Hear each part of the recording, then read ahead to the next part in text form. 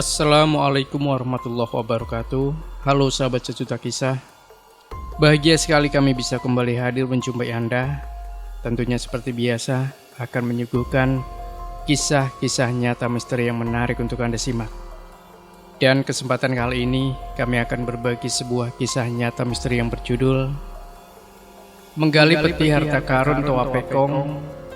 Bukan emas batangan yang kami dapat, malah potongan kepala manusia. Toa Pekong di kampung Sanga-Sanga, Kutai Kartanegara itu menyimpan banyak misteri. Selain cerita horor, konon terdapat juga harta karun. Sore itu hujan gerimis, saya melintas di depan rumah Windo. Saya melihat Uncup dan Denitan ada di tempat itu juga. Mereka semua kawan sepermainan saya sejak kecil. Win, lagi bicara apa? Kok seperti rahasia? Windo hanya membalas dengan senyum sambil mengisap rokoknya dalam-dalam. Belum sempat kaki ini melangkah pulang, Uncup menjelaskan, kita lagi merencanakan sesuatu. Kalau sudah beres, kamu kukabari. Saya terdiam sejenak karena hari sudah mulai senja. Saya bergegas pulang. Sembari melangkah, dalam hati saya bertanya-tanya, mereka lagi membicarakan apa? Esok hari sekitar pukul 20.00, ada yang mengetuk pintu rumah. Ada Uncup, Windo, dan Denitan berdiri di depan rumah. Kupersilahkan mereka duduk di bangku teras dengan penerangan lampu teplok seadanya. Kala itu tahun 80-an, aliran listrik belum masuk di kampung kami. Uncup langsung memulai pembicaraan. Kemarin sore kan aku janji. Setelah itu, Uncup dan Denitan menyampaikan maksudnya. Windo hanya diam dan duduk manis, tapi matanya berbinar-binar, seperti lagi mengkalkulasi keuntungan yang besar. Jelasnya, Uncup dan Denitan mengajak saya untuk bergabung menggali harta karun di Toa Pekong tua yang sudah tidak terurus itu. Ada yang bilang bangunan tersebut sudah berumur hampir 100 tahun. Sudah tidak berfungsi sejak meletusnya perlawanan etnis Tionghoa yang disebut kelompok Samseng di Sanga-Sanga, Kutai Kartanegara pada 1926 terhadap kolonial Belanda. Perlawanan itu dipicu niat Belanda menguasai seluruh perdagangan minyak bumi di Sanga-Sanga. Saat itu terjadi pembakaran rumah etnis Tionghoa oleh kolonial Belanda. Sebagian ada yang melarikan diri ke hutan dan sebagian ditawan. Dan Toa Pekong satu-satunya tempat di kampung ini yang luput dari perhatian Belanda. Isu yang beredar mengatakan ada peninggalan harta karun emas batangan dan barang berharga lainnya yang ditanam di dalam Toa Pekong agar selamat dari perampasan. Oleh karena itu, Uncup dan Denitan mengajak saya untuk bergabung dalam misi yang saya sebut berbahaya ini.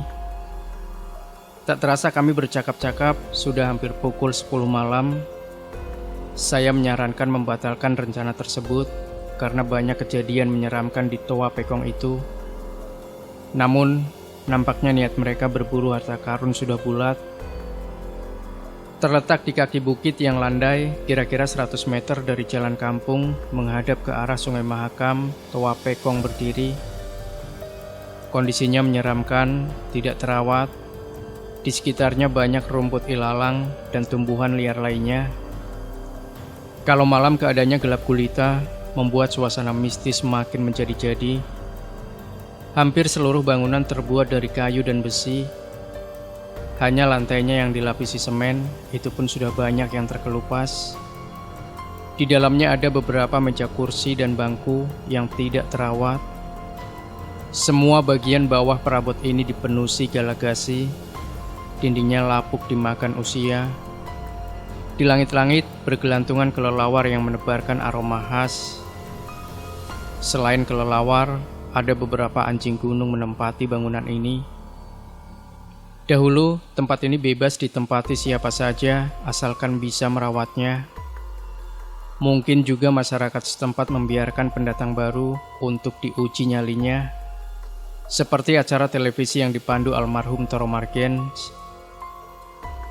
Menurut cerita yang saya ketahui, tidak ada yang bisa bertahan di sini lebih dari 1 bulan karena gangguan makhluk gaib. Baik mereka yang hanya ingin tinggal sejenak atau memang berburu harta karun. Teror makhluk gaib ini bisa terjadi kapan saja, tidak pilih-pilih waktu, selalu bergentayangan. Penampakannya dihadiahkan bagi orang-orang penakut, tapi tidak untuk kami, kata Uncup, Windo, dan Denitan seraya meyakinkan agar saya ikut berburu harta karun.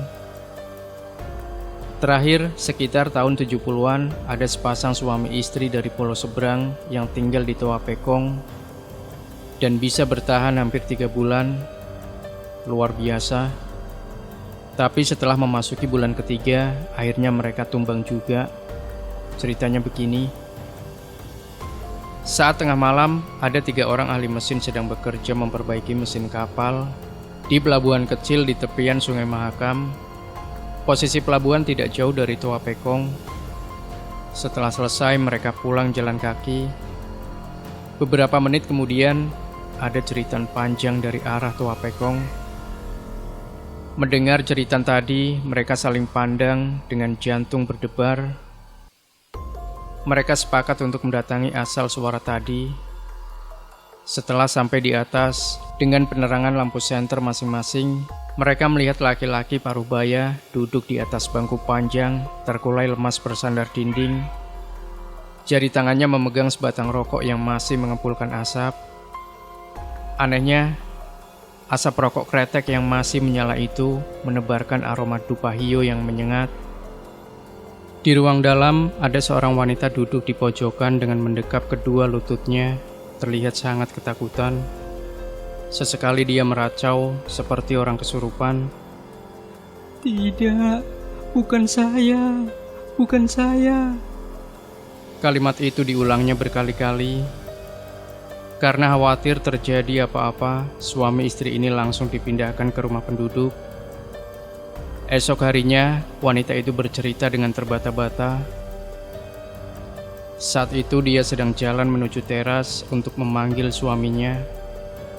Namun, dia mendapati suaminya duduk bersanding dengan orang berjubah labu atau baju tradisional China, memegang segenggam dupa hio dan tanpa kepala. Yang mengejutkan lagi, asap hio juga keluar dari lubang lehernya. Terlihat dengan jelas suaminya tidak berdaya. Setelah itu, dia menjerit dan lari ke dalam bangunan. Celakanya, dia melihat kepala manusia di sudut ruang yang lalu mengikutinya dengan cara menggelinding begitu saja. Kepala tersebut menyeringai dan bertanya dengan lengkingan tinggi, "Siapa yang menggali?" Setelah itu, dia tidak sadarkan diri. Pasangan suami dan istri ini tidak pernah punya niat mencari harta karun, namun tetap saja dihantui penunggu Toa Pekong tua itu. Kejadian ini sudah berlalu hampir 10 tahun. Suatu malam, rumah saya dikunjungi laki-laki yang tidak dikenal. Perawakannya sedang, kulitnya putih, dan matanya sipit seperti keturunan Tionghoa. Dia memberikan lipatan kertas dalam amplop merah beraroma dupa hio. Dia menyuruh saya memberikan amplop kepada Denitan. Setelah itu dia pamit. Esok harinya, saya langsung menghubungi Denitan, Uncup, dan Windo. Denitan membuka amplop merah yang bertuliskan aksara Hansi. Setelah dibaca, karena hanya dia yang bisa membaca huruf Hansi, Denitan tersenyum. Dia menjelaskan bahwa benar di Toa Pekong tua itu ada harta karun yang dipendam, berikut titik-titik lantai yang perlu digali. Saya membatin, kenapa peta harta karun itu dititipkan kepada saya, dan siapa orang itu. Mencoba meyakinkan diri, saya memutuskan ikut menggali harta karun tak bertuan ini. Hari penggalian sudah kami sepakati. Untuk menghindari kegaduhan, sekitar pukul 23.00, kami akan bergerak menuju lokasi dengan peralatan seadanya. Uncup dan Windo membawa cangkul dan linggis, Denitan memegang peta dan senter. Saya kebagian menyiapkan tas kulit ukuran sedang untuk memuat hasil galian dan senter siap di tangan. Lolongan anjing gunung yang menyayat gelapnya malam seperti mengucapkan selamat datang pada kami. Sampai di gapura kayu yang berlumut, aroma dupa hiu sudah tercium kuat. Padahal jarak Toa Pekong masih 50 meter. Kami saling pandang. Window yang biasanya tersenyum simpul, terlihat keningnya mengkerut. Seperti menghitung ulang untung rugi misi ini, seraya mengisap rokok dalam-dalam. Kami berempat terus merangsek dan pantang mundur. Kami bukan penakut. Keuntungan sudah di depan mata. Setelah memasuki area Toa Pekong yang tercium kuat bukan dupa hiu, tapi berganti bau kotoran kelelawar. Uncup yang paling berani masuk ke teras bangunan untuk membuka pintu utama. Dikuntit Denitan sambil menyorotkan senternya ke arah dalam. Tiba-tiba terdengar suara gaduh, suara decitan ratusan tikus dan kepakan sayap kelelawar yang berhamburan keluar melalui pintu yang telah terbuka. Pipi kiri Uncup banyak mengeluarkan darah akibat terjangan ratusan kelelawar. Denitan lebih runyam lagi. Kedua kakinya digigit beberapa ekor tikus. Dia kesakitan, kakinya menjadi kram. Mungkin efek bakteri dari lendir tikus masuk melalui luka. Konyolnya, peta harta karun di tangan Denitan terjatuh di atas gerombolan tikus.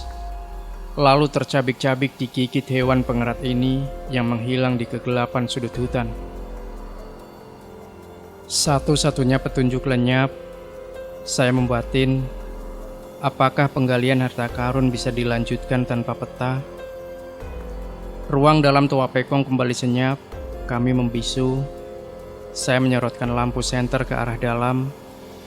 Kami berempat masuk berbarengan. Di dalam, baunya campur aduk, bau kotoran kelelawar, kencing tikus, dan bau dupa hiu, diikuti asap tipis yang mengambang di atas ruang bangunan ini. Suasana saat itu sangat mencekam. Keberanian saya mulai luntur. Saya memegang tangan Window untuk memastikan linggis tetap di tangannya. Tapi tangan Window anyep dan berkeringat. Ternyata ketegangan juga dialami Window. Tanpa buang waktu, Denitan menyorotkan senternya ke titik yang harus digali, karena dia sudah menghafal petanya. Uncup dan Window langsung bekerja. Semen di lantai sudah banyak terkelupas. Bahkan bongkahan semennya sangat mudah digeser dengan linggis, seperti sudah pernah dibongkar sebelumnya. Setelah Uncup sampai di kedalaman 20 cm, mata cangkulnya terbentur benda keras. Dengan cekatan Window membantu dengan linggisnya. Ternyata benda itu peti harta karun. Peti harta karun itu berukuran 40 x 50 cm, tinggi 40 cm, dengan tutup atasnya sedikit melengkung dan masih tergembok rapi.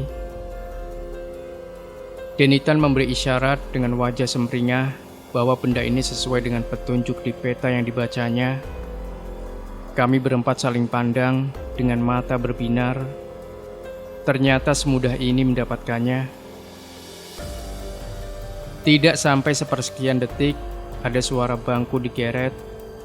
Denitan menyorotkan senternya ke arah suara tadi. Saya juga ikut memperjelas dengan lampu senter yang saya pegang. Ada sosok di sudut ruangan, terlihat dengan jelas tangannya memegang segenggam dupa hiu yang menyala. Dia duduk di kursi panjang dan tanpa kepala. Di lubang lehernya mengeluarkan asap tipis menjalar dan mengambang di bawah langit-langit bangunan. Saya teringat dengan cerita suami istri yang pernah melihat makhluk penunggu harta karun ini. Ternyata dia sudah di hadapan saya. Sekujur badan saya gemetar. Badan ini terasa melayang saking takutnya. Karena samar-samar saya mengenal orang ini. Uncup dan Window dengan cangkul dan linggis di tangan mengamankan peti tersebut. Dengan mental baja, Denitan mendekati makhluk tersebut sambil berbicara lirih dengan bahasa yang kami tidak mengerti. Setelah itu, makhluk gaib tersebut menghilang. Yang tertinggal hanya dupa hio yang berserakan di lantai dengan keadaan menyala. Kuakui sahabat saya ini orang-orang pemberani. Denitan memberi isyarat untuk segera membongkar peti tersebut dan menyudahi misi ini dan segera angkat kaki. Window bergerak cepat membuka dengan linggisnya. Krak! Peti harta karun terbuka karena sungkitan linggis window. Apalacur, isinya bukan emas batangan, tapi kepala manusia yang menyeringai, dan saya mengenalnya. Orang ini yang menitipkan amplop berisi peta harta karun. Tanpa diberi aba-aba, kami berempat lari berhamburan keluar bangunan tua pekong untuk menyelamatkan diri. Saya dan Denitan tertinggal di belakang. Tas kulit yang saya bawa menjadi sangat berat, seperti ada isinya. Mungkin ini penyebab lari saya tidak sekencang Uncup dan Window. Tanpa pikir panjang, saya buang tas di pelataran. Tapi, kejadian selanjutnya membuat saya terperanjat. Dari dalam tas, kepala manusia menggelinding dan terus menggelinding melampaui saya dan Denitan dan menghadang kami di tengah gapura kayu. Saya berhenti berlari, tapi tidak Denitan. Sambil menyorotkan senternya, dia melangkah terus menuju gapura. Saya lihat dia seperti berbicara pada potongan kepala itu. Tidak berapa lama, kepala tersebut menggelinding ke sudut hutan dan lenyap. Waktu sudah mendekati fajar, kami berkumpul di pelabuhan kecil di tepian Sungai Mahakam. Kami bersepakat untuk menghindari kegaduhan dengan tidak menceritakan pengalaman mencari harta karun ini kepada keluarga dan penduduk setempat, kecuali untuk Anda, pecinta kisah misteri. Demikian sahabat sejuta kisah. Tinggalkan komentar Anda, like, share video ini, subscribe channel Sejuta Kisah, dan kembali nantikan kisah-kisah nyata misteri terbaru dari kami selanjutnya. Sampai jumpa. Wassalamualaikum warahmatullahi wabarakatuh.